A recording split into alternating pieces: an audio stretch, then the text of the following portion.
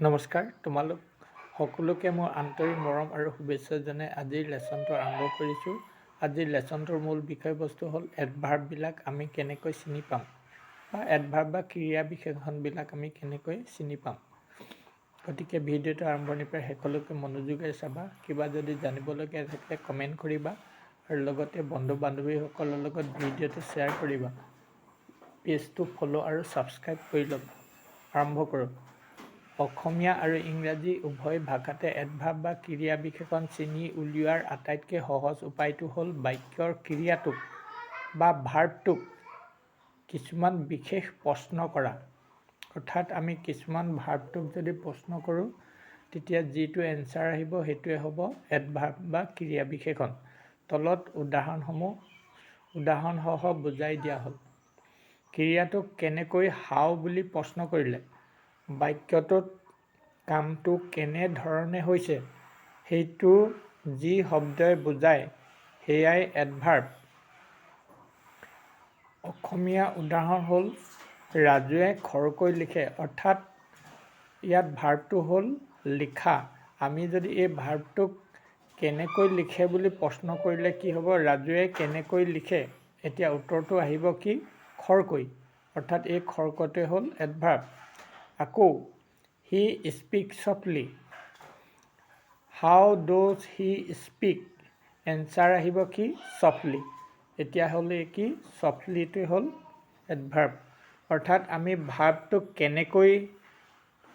কেনেকৈ বুলি যদি প্ৰশ্ন কৰোঁ তেতিয়া যিটোৱে আহিব সেইটোৱে হ'ল এডভাৰ্ব।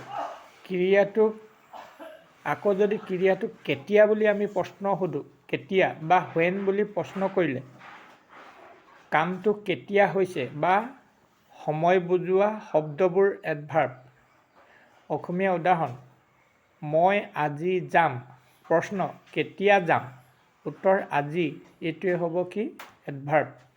আকৌ they will com টুমৰো, when will com, answer আহিব কি টুমৰো।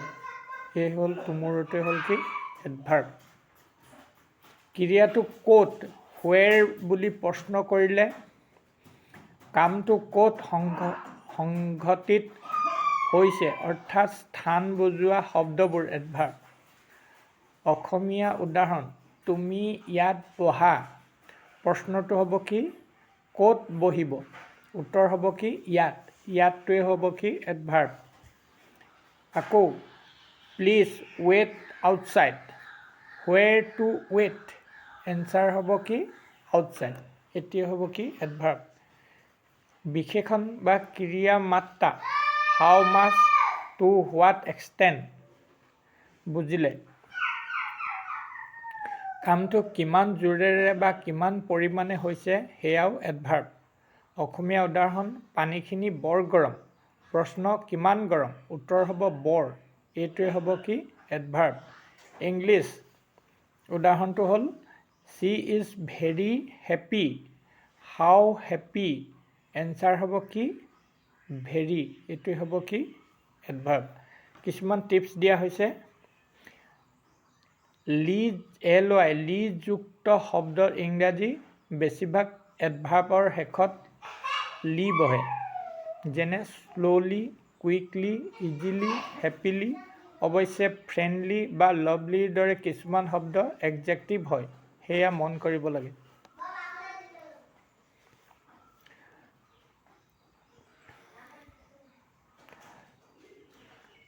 ক্ৰিয়াৰ ওপৰত নিৰ্ভৰশীল এডভাৰ্বে সদায় কামটো ভাৰ্বৰ গুণাগুণ বা অৱস্থাক প্ৰকাশ কৰে। সঘনাই ব্যৱহৃত শব্দ অসমীয়াত এতিয়া, সদায়, অতি, লাহেকৈ, খৰকৈ, কেতিয়াও, ওপৰত, তলত আদি।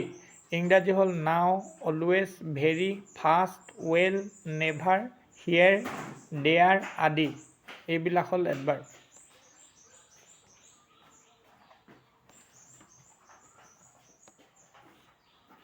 এটা সাধাৰণ পৰীক্ষা কৰক।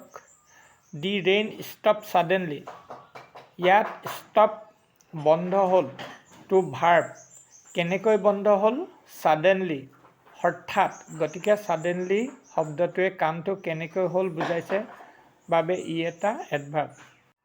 তোমালোক আটাইলৈ পুনৰ আন্তৰিক মৰম আৰু শুভেচ্ছা জনাই আজিৰ ভিডিঅ'টো ইমানতে সামৰিছোঁ। পুনৰ এটা নতুন ভিডিঅ' লগ পাম। তোমালোকে ভিডিঅ'টো চাই কেনেকুৱা লাগিলে কমেণ্ট কৰি জনাবা আৰু বন্ধু বান্ধৱীসকলৰ লগত শ্বেয়াৰ কৰিবা। ধন্যবাদ।